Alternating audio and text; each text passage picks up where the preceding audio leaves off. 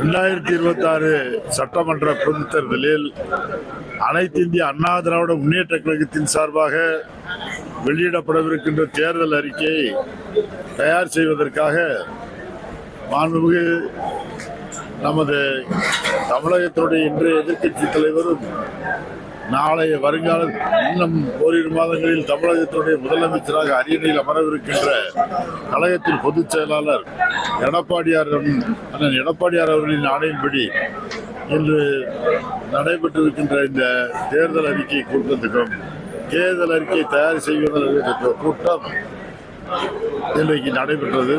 நமது சென்னை மாவட்டம் இதுவரை தமிழகத்திலே 5 மண்டலங்களில் இந்த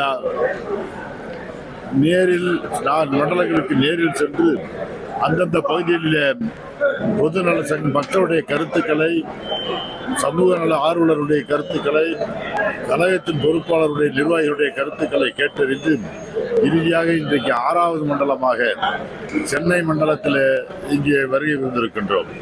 சென்னை மண்டலத்தில் உள்ளடக்கிய அனைத்து இயங்குகின்ற பல்வேறு அமைப்புகள், பொதுநல அமைப்புகள், குறிப்பாக விவசாய சங்கங்கள், மீனவ சங்கங்கள், வீட்டு வசதி குடியிருப்போர் நலச்சங்கங்கள், இப்படி பல்வேறு அமைப்புகளில் இருக்கின்ற கட்சி சாராத அமைப்புகளில் இருக்கின்ற பொறுப்பாளர்கள் எல்லாம் இன்றைக்கு பெருமளவில் கலந்து கொண்டு தங்களுடைய கருத்துக்களை இங்கே பதிவு செய்தார்கள்.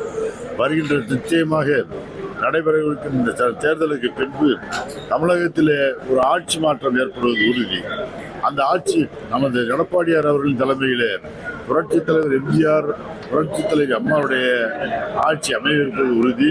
அந்த ஆட்சியில் நிச்சயமாக இப்பொழுது பெறப்படுகின்ற உங்களுடைய கருத்துக்களை எல்லாம் நம்ம தேர்தல் அறிக்கையில் இடம்பெற செய்து இறுதியாக இந்த தேர்தல் அறிக்கையை நமது பொதுச் செயலாளரின் ஒப்புதல் பெற்று வெளியிட இருக்கின்றோம். அதில் இடம்பெறும் இந்த தேர்தல் அறிக்கையில் இடம்பெறும் அத்துணை கோரிக்கைகளும் அத்தனை விஷயங்களும் நிச்சயமாக வரவிருக்கின்ற புரட்சித் தலைவர் எம்ஜிஆர் எடப்பாடியார் ஆட்சியில் நிச்சயமாக நிறைவேற்றப்படும்.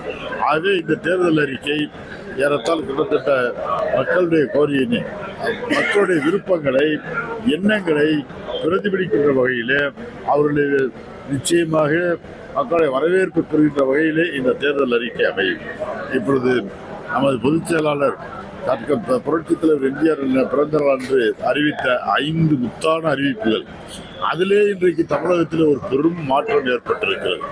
இந்த 5 அவர்கள் வெளியிட்டிருக்கின்ற தேர்தல் அறிக்கையுடைய முதல் பகுதியாக ஒரு பகுதியாக இன்றைக்கு 5 முக்கிய அறிவிப்புகளை வெளியிட்டிருக்கிறார். இதனுடைய தொடர்ச்சியாக இந்த தேர்தல் அறிக்கை தயார் செய்து கொடுக்கின்ற இந்த குழு தயார் செய்து கொடுக்கின்ற அனைத்து கோரிக்கைகளையும் இன்றைக்கு பரிசீலனை செய்து வெளியிட்டு அதை அத்தனையும் மக்களுக்கு இன்னைக்கு பயனுள்ள அனைத்து அம்சங்களையும் நிச்சயமாக வரவிருக்கின்ற எடப்பாடியார் ஆட்சியில் நிறைவேற்றப்படும் என்பதை உறுதியோடு தெரிவித்துக் கொள்கிறேன்.